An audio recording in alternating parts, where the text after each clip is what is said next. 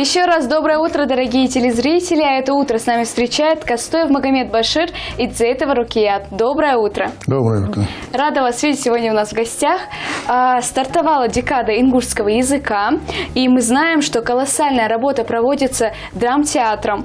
Расскажите, да, что вы ставите по случаю декады и что ждать зрителям?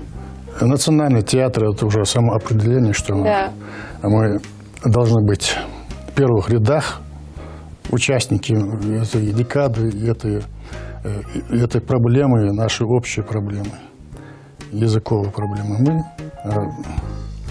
Наш репертуар состоит полностью на ингушском языке, поэтому наши актеры все должны говорить на нормальном русском языке. И для этого мы всегда делали и делаем и подбор актеров, и в первую очередь опираясь на их знание языка. Мы всегда стараемся, как бы мы ни брали классику, классические произведения, или наших ингушских авторов, или зарубежные произведения, всегда их переводим на наш ингушский язык, на наш менталитет, приближаем его к нашей ситуации, стараемся во всяком случае, и преподносим его так, как будто это все происходит у нас, на нашего зрителя, чтобы оно повлияло как-то. Притягиваете к нашей республике. Всегда стараемся, чтобы почти точнее и намного приближеннее перевести любого автора. Стараются. У нас в плане много и классических, и местных писателей, и произведений. Да. И эти произведения всегда они переводятся, если они на другом языке написаны.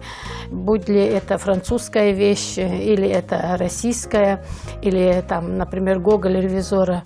Тоже перевод, шикарный перевод. Сами актеры делают перевод. Башир великолепно, владея языком, переводит. Руслан Зангиев переводит. Бывает, иногда я перевожу.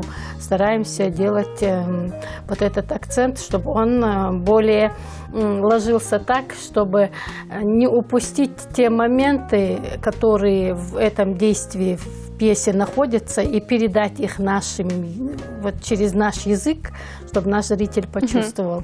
Поэтому в этом смысле у Национального театра большая нагрузка, чтобы пропагандировать этот язык. Не просто бытовой, который язык сейчас в обиходе идет, а вот более древний, более глубокий. Да, потому что когда в обиходе нет того или иного предмета, мы его забываем, да? Например, в свое время касали или еще что-то, да, а ты уже стараешься его в ту пьесу вложить, этот смысл, и перевести его так, чтобы люди, приходящие зрители к нам в театр, окунулись в этот быт, в эту старину, и они почувствовали, через что вот это все идет. Хотя вот в классических произведениях оно и присутствует, тоже эти элементы, но мы еще и со своей стороны пытаемся и внести это. А скажите, а ходит ли молодое поколение, да, к вам на спектакль? Конечно, потому что понятно, что вот взрослым это интересно, а вот молодежь наоборот, интересуется? Наоборот, у нас очень много молодежи в театре бывает. У нас есть свой зритель. Если где-то у нас на премьере 500 мест в зале, ну где-то 470, да, Башир? Да. Представьте себе, места заполнены, и люди еще стоят. Поднимаются и на балкон. И да, забит бывает. Ну, театр уже имеет исторический опыт, уже поколения свои есть, старшие, среднее, молодое поколение. У нас чисто работающих актеров из молодых очень много, больше, уже большая часть у нас молодежи сейчас. Поэтому они свое приносят туда. Мы как-то старшее поколение сохраняем, как-то наставничеством больше занимаемся. И молодежь, в театр ходит и молодежь, и старшее поколение. Это просто удивительно. И так радостно, что люди ходят в театр. Есть молодые работники, которые вот пришли, да, Да. которым вы передаете свой опыт. Конечно. Они приносят что-то свое, что-то более современное, возможно, вносят тоже свой вклад, так скажем. Есть, конечно, есть. Я как раз об этом и хотел сказать. Они и сейчас занимаются, даже когда мы старшие, чисто из-за карантина, были как-то... Больше дома. Да, больше дома. Они занимались, с Фатимой Ахильговой занимались сказкой, до сих пор они каждый день занимаются. Молодежь, так приятно на них смотреть, они с удовольствием работают, они полны энергии, фантазии. Можно их назвать пофамильно. Так что есть хорошее наследие, есть И хорошее. это не может не радовать. Ну да, естественно, конечно, когда есть какое-то пополнение, развитие театра тоже, оно постоянно же должно как бы развиваться, идти вперед. И поэтому вот эта молодежь, которая стремится прийти в театр, может быть, когда-то у нас было сложно, да, прийти в театр, работать в театре. А сегодня молодежь сама пытается прийти, сами даже самостоятельно пытаются поступать, работать, да. свои работы приносят, показывают, хотят работать, приводят их даже родители. Проявляют инициативу, да? Да, очень много молодежи, которая хотела бы работать. Во-первых, стабильная работа, во-вторых, они познают и свою классику, свой народ, опыт, обычаи, традиции. И они тоже хотят внести какой-то вклад в развитие нашего театра. Нас это всегда радует. Мы всегда рады молодежи. Мы посылаем их учиться по мере возможности. Всегда только поддержка Да. с нашей стороны и одобрение. Так что А как вы считаете, что нужно для сохранения родного языка? Ой, вы делать. знаете, да. Честно говоря, это очень большая проблема, поэтому мне кажется, я убеждена даже в этом, если мы начнем с садиков, с детских садиков, если мы начнем переводить наши мультфильмы на ингушский язык, мне кажется, на 50% проблема вот эта у нас закроется. Те же сказки, если мы начнем переводить на ингушский язык, и чтобы детям их рассказывать в садиках. Да? Например, кружок сегодня русского языка, завтра ингушского языка. Вот чередование идет. У нас же русскому языку 10 лет еще дальше учатся. Да? А если ты заложишь в детстве ребенку, если он полюбит эти персонажи на этих образах, которые говорят на ингушском языке, у них это все ляжет, как говорят, да, музыка, песня должна лечь, да, вот то же самое Где-то происходит, отложится. да, где-то да, откладывается это. И если это будет, например, мой ребенок русский язык выучил, мультфильмы были, телепузики. Мы никогда дома не говорим на русском языке. Мы всегда, у нас старики были дома, мы всегда говорили на ингушском.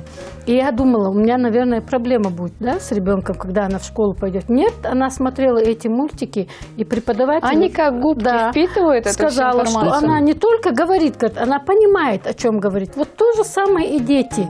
Если у нас где-то проблема, да, очень большая проблема языка, мы можем спокойно вот эту проблему решить, мне кажется, не знаю, Башир, как ты думаешь, вот этими переводами на ингушский язык мультфильмов, сказок, чтобы они их смотрели, даже просто-напросто, да, посадить детей у телевизора, и они будут смотреть, и они даже потом будут общаться, они думать будут уже на ингушском языке, понимаете? Если этот же персонаж, или тигр, или лев, или еще утенок говорит на ингушском, вот они будут воспринимать его тоже, мне кажется, мыслями чисто на ингушском. Да. Ну, ребенок думает картинками, так же? Да. И вот если картинки, интерес у ребенка будет, тоже Им как-то интересно, чтение, да, комиксы смотреть. на своем, какие-то вещи, которые его заинтересуют. Да, и это будут- их любимые герои из мультфильмов, да, и они да. говорят на ингушском языке. Я думаю, им как-то легче будет воспринимать такую информацию. Даже из своих сказок персонажей можно... Конечно, У нас единственный был много. мультик, да, Да. переведен, Простоквашино, кажется. Ну, этот был еще, вот этот мультик еще один, Магомед, по-моему, Тачиев переводил. Лев, как назывался этот мультик. Да.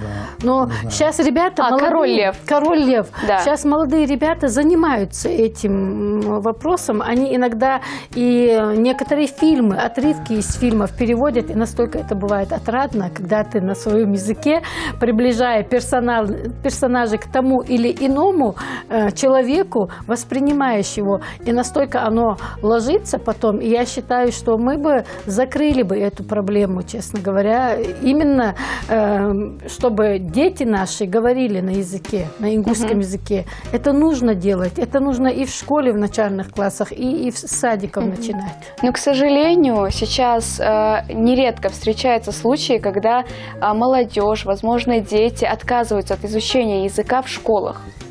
Или же иногда они стесняются говорить на своем языке. Вот как вы относитесь к такой ситуации, да? Как вы думаете, что можно сказать вот таким вот детям? И ведь знание, нужно знать свой язык. Да, и вот я так думаю. Ну, естественно, и дома это прежде всего, как наш уважаемый Исаак Адзуя говорит, с колыбели все это идет, конечно, с матери. Очень много от матери зависит, от ребенка. Все зависит, в принципе, 90% до садика. Но раз идет такой процесс, это надо придумать тем организациям, которые занимаются учебой, процессом, какой стимул должен быть. Заинтересованность, В садике да. что-то должно быть там дополнительно к чему-то. Кроме общепринятого российского, должно быть какое-то свое. Еще дополнительные воспитатели, может быть, там, штат, может быть, какой-то, который конкретно занимается детьми, языком. Если он ингушской нации, какой-нибудь родитель, есть один из этих родителей, он обязан должен быть. Даже поставить условия до приема в садик, как требования есть, примерно, да? Чтобы ребенок знал. Там есть требования, там место прописки, близко живешь, далеко живешь. В первую очередь должен знает ли он язык. Я вам даю слово, что в течение года родители его научат этому языку, чтобы элементарно, а там, чтобы дальше подхватили. В садике, чтобы подхватили то, что он освоил за этот год хотя бы. И дальше пронесли его немножко. Да. Дальше еще должно быть, в школе должно быть, какой-то стимул должен быть. Если ты...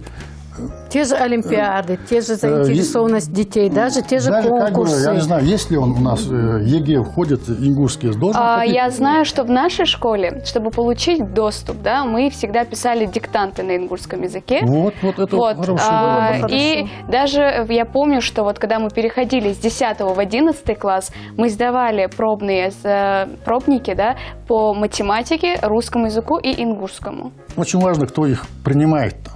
Старший, который там находится. Да. Я вот по своей работе вижу, где мы находимся, там много этих тренерских секций всяких спортсменов. Эти туда ходят, сюда ходят. Я просто благодарен этим тренерам. Это такие дети. Эйдик Хелга, Сейдик Хелга. Стоят, дорогу уступают. Это им говорит тренер. И между собой они разговаривают, общаются, они знают, как себя вести, как разговаривать. Вот так надо поставить. Ну да, от окружения, где ты находишься, прежде всего, ты, многое лидер, зависит. который перед тобой стоит, если он тебе такие условия ставит, и он с тобой так общается, он никуда не денется. Он маленький, Ты будешь, это видеть, смотреть на это и как-то перенимать. Вот это очень такое внушение, оптимизм внедряют такие люди. Огромное им спасибо за то, что они чужие дети. У нас чужих детей нету, все свои. Воспитывает наше поколение, да? Поколение воспитывают. Они не забудут это. Повзрослеют, они будут помнить. А если повзрослеют, сейчас он не говорил на языке, потом будет пытаться научиться этому, как иностранец на русском разговаривать, да? Он, может, и знает смысл, суть знает, наш ребенок, я имею в виду. А у него не разработана вот эта система выговора, дикция не выработана. И он будет в любом случае с акцентом говорить. Это, к сожалению, и для него плохо. Хорошо. Это есть как бы разложение языка. У нас язык какой? У нас язык крепкий, твердый, язык мужественных людей. Да. Язык мужчин. Многосмысловой. Да. Даже. Очень. У него не размазанный он дополнительно суффиксов нет. Он сказал одно слово, и там все ясно. И очень определенно. И его нетрудно освоить абсолютно. Пусть говорят, что он сложный, он не сложный абсолютно. Он доступный, лишь бы знать основы и принципы. Это надо объяснить. И везде. Если мы старшие между собой там общаемся на базаре, если два человека проходят мимо, и салам алейкум нет, это что такое вообще? Да. Элементарно поздороваться Элементарно. с Взрослые люди, человеком. дети рядом могут идти, а два человека мимо проходят. А нам же старшие говорили, распространяйте, салам алейкум, общайтесь, разговаривайте. Везде ставьте, везде старшие должны пример показывать. Нельзя проходить мимо, надо какой красивый улыбка, это уважение, спросить там, зайти, поддерживаешь, молодежь, незнакомому человеку. Это у нас все время шло, это традиция. И за это 2 минуты друг друга эти люди располагают, незнакомые. И совсем отношения бывают разные. Куда бы ты ни пришел, там, в торговую базу, в магазин, или куда бы ты ни пришел. Успеешь ты это все купить, унести, оплатить. Немножко Проявлять уважение, да. Вот именно как нам, старшему поколению, по-своему, не только. как у нас принято, так и надо поступать. Так. Я сейчас нам предлагаю прерваться на сюжет, после мы продолжим нашу беседу. История развития ингушской поэзии, в частности, в начале XX века, это история возникновения жанров как в данную конкретную эпоху в целом, так и в творчестве каждого отдельного поэта. Среди наиболее важных, ценных и значительных составляющих исследуемых литературных явлений можно назвать стихи и поэмы Хаджибекара Муталиева, Ахмеда и Салмана Азиева, Джамалдина Индиева и многих других. Ингушская поэзия, она вообще-то берет начало, истоки, ее служит народное искусство, фольклор народный. И, разумеется, во все времена в народе были и свои поэты, хотя не профессиональные поэты, но люди, которые слагали песни, слагали героические песни, лирические песни, плачи и так далее. С 20-х годов 20 века, когда у нас была организована письменность, первый поэт, насколько я знаю, который на ингушском языке писал стихи, это все-таки Тембот Беков. Ингушские поэты 1920-30-х годов постепенно овладевали все новыми и новыми художественными приемами и поэтическими жанрами, начиная от большой героической поэмы и заканчивая маленькими лирическим или ироническим стихотворением. Следует отметить, что появление каждого нового поколения поэтов или отдельного поэта способствовало не только творческому совершенствованию, но и сопровождалось появлением новых тем, приемов, интонаций стиха. К примеру, именно так вошел в ингушскую поэзию Джамалдин Индиев со своей глубокой философской лирикой. Первым реформатором, который все-таки сделал какой-то качественный скачок, это был все-таки Джамалдин Индиев. Он сумел избавиться в своем творчестве от шаблонов, даже от фольклорных шаблонов. Он сумел избавиться от описательности, от публицистичности и так далее.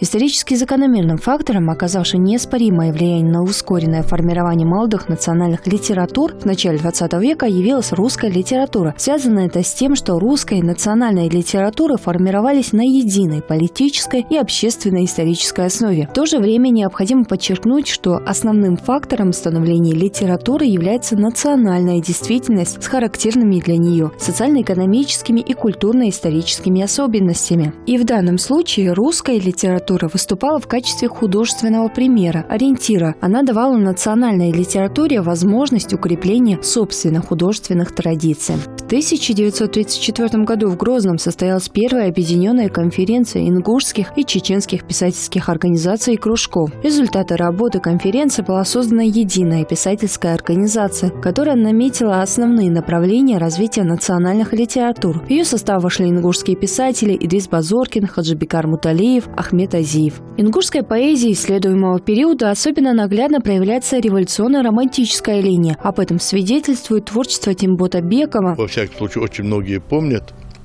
его строки «Сигилы мархуатыш, доделхат мыдац, дикта балабуатыш, баркбелхат мыбатяр». Это был опыт переложения ингушских народных пословиц, поговорок в поэзию, поэтическую строчку. Важнейшая типологическая особенность литературного процесса периода 30-х годов – заметный поворот к крупным эпическим формам, в частности, к лироэпической поэме. Это было продиктовано самой действительностью. В ряде эпических произведений ингушской литературы, освещающих историческое прошлое народа, особняком стоит поэма Мальсагова «Поток Армхи», написанная в 1934 году. Молодая ингушская литература прошла путь своего развития от фольклора и до романа-эпопеи. Понятие национальной литературы, которая находит свое выражение во всех областях материальной и духовной жизни народа, охватывает быт, нравы, обычаи. Внимание писателя привлекла особенно судьба женщины-горянки. Эта тема впоследствии заняла большое место в творчестве Абдулгамида Гойкова, Салмана Азиева и других ингушских писателей и поэтов. К концу 30-х годов появляются новые поэты – Джамалдин Индиев, Ахмед Хамхоев. В предвоенное время приоритетное развитие получила поэзия, главная ее тема – родина, родная природа. Ахмед и Салман Азиевы, Муталиев Хаджибекар, молодой Джамалдин Индиев публикуют свои стихи в общих сборниках. В 1942 году стихи ингушских поэтов звучали по радио ежедневно. В 1959 году вышел первый поэтический сборник Капитона Чахкиева «Нана Нясари». В этом же году в Москве в издательстве «Художественная литература» вышла антология поэзии Чечено-Ингушетии. Главной темой ингушской поэзии периода 50-х-60-х являлась тема Родины, возвращение на родную землю. Художественным достижением этого периода представлены гуманистической лирики народного поэта Герихана Гагиева. Его поэзия опубликована в отдельных сборниках и в собраниях сочинений на ингушском и на русском языках. Особое место в ингушской литературе занимает лагерная лирика поэта-мыслителя Алиха Шигулькова, отражающая трагедию человеческого сознания. Поэзия 60-х-70-х годов представлено творчеством Магомеда Саида Плиева в коллективных сборниках и на страницах периодики. Стоит отметить, что в антологию поэзии народов Северного Кавказа вошли произведения многих ингушских поэтов.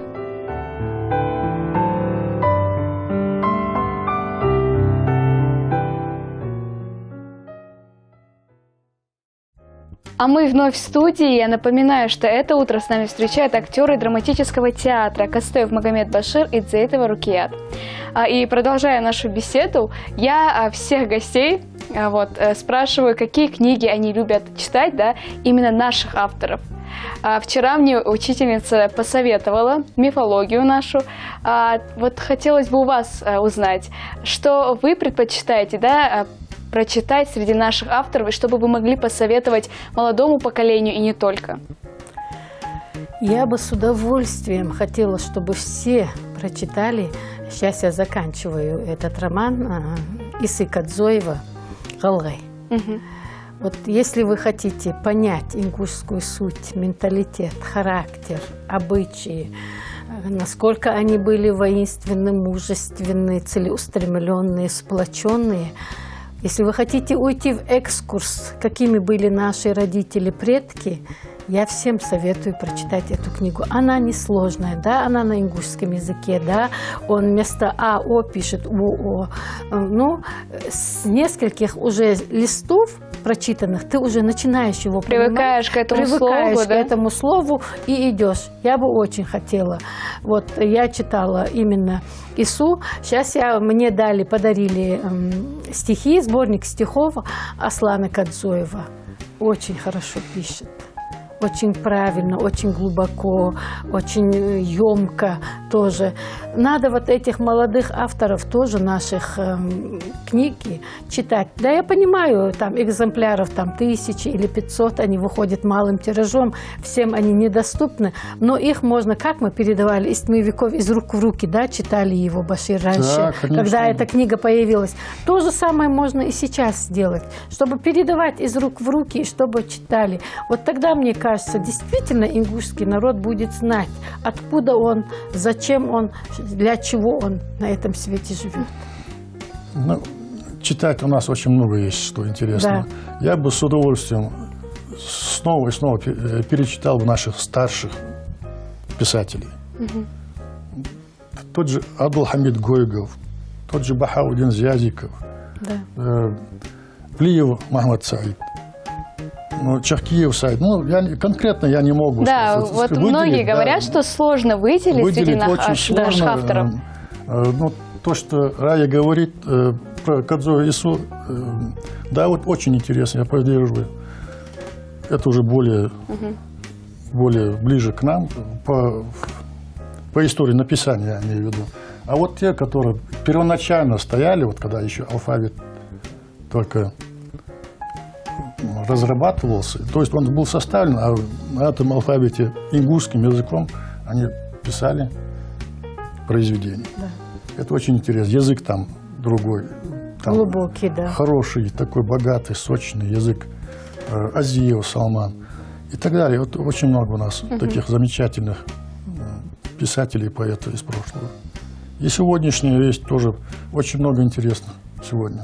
И поэзия у нас И поэзия хорошая. Пьесы у нас хорошие на ингушском языке пишут, стараются, во всяком случае, уже углубленным языком даже, Башир. ну, пьесы про проблемы, правда, еще. Ну, во всяком случае, вот... Есть вот какие-то Малхас Айзи задатки, написано да, тоже начало. на таком глубоком ингушском языке, да, падение Джанхота тоже как-то... Вот стараются сейчас Да, ну, авторы это да, это углубляться уже в язык где-то, чтобы побольше было того, что мы чуть-чуть подзабыли. И очень много у нас молодых авторов. Теркакиева Ася хорошо пишет, Ася это Да, очень это даже наша хорошо. коллега. У нас сама Ася Сусуркиева, актриса наша, тоже всегда пишет, старается. Понимаете, поэзия у нас очень хорошая, очень много молодых. Даже нельзя их сказать, что этот плохой, этот хороший. Вот настолько они старательно пытаются сделать. Но единственное, чуть-чуть у нас бывает проблема, немного пьес. Да. Мало пишут. Драматургия Да. это сложный жанр. Да, и его рассказ ты напишешь, да, где-то что-то, где-то. А вот пьесу сделать, да, чтобы его играть на сцене, там очень много действий нужно. Без действий и актер, если он Да, просто 3 минуты, 2 описание это- минуты, он будет говорить, уже неинтересно, если у него нету действий. Всякие Понимаете? происшествия, события должны, События да. должны один за одним вот последовательно идти. Поэтому хочется, чтобы они тоже поняли эту систему и помогали нам. Мы с удовольствием рады принять эти пьесы, даже Всегда работать. ждем, всегда Да, ждем. наоборот, ждем. Все перечитываем, все, что у нас приносится, ничего не остается. В полке, пока мы все не перечитаем, что можно оттуда выудить, что можно получить пользу, какую проблему вытащить из этого, что написано. Обязательно все учтено и все будет учитываться. Так что пишите, приносите, пробуйте, удовольствием, ошибайтесь, поправляйтесь. Ничего страшного в этом нету. Не сразу становятся Шекспирами или... Не сразу и Москва строилась, как говорится. Да, такими вот шажочками. Все, Нужно. любая пьеса, она в сотовариществе автора с театром. Да. И под конец нашей беседы хотелось бы поговорить и на ингушском. Мы так много говорим, что нужно на нем говорить, да? Вот. Посмотрим, что у нас с этим. Так, я хотела вот узнать. Дук галгаймот буцгертви. И эрси дешаже юқиухит вехаты. Ваш спектакль уахтячхан шан штгуч дуалис. Халхули. Башир. Спектакль. Вот из ештру ахешри пьесеш ахешри из цаба артист шхул кизик хала мохт буцржби же из дош де гертш ахтар ал гертш ди ахтар ал шин ди шарع عمدا دوش دي يقانر دوش دي سخيتsa شارع هنس عمدا دوش دي السن مثل وقت دي غرت السن ثاني تخت أمبا بشيري بس بس эрси дешаже юқиухит вехаты. أخيت أجي دادا خوش أجي يقي دتتصوخ Оған спектакль вообще сақтай парда еще ждаться житы. Да. Рая зяхафут они аж да владирычы жда камелды жлаттыш масвур дик мот бутсен хэттон сары. Бутсер шары бутс дуку бутс дик бо бутсар бутс а сен дадвяч цасдо окончание жери с хамаж хуцдили литературно халатыз. Ахтач оға, да? Да, ханс саи, ази, ханс дулдят хвениш дешаж, дик язык док, мушто алцо харцдах. Харцдах дулдят же, дейдят же, цундах гаттер схам халатчы тхун ноку хали уаха издадуах. Ударение пометила. Кез ударение улицо цумлык алыки кышмет аз от бячот, дош хуцло, алай метал халатыз. Например, масала яшьян. Вас не научишь, да? Гоураж, говораж дождь дат цитипар вообще аламет.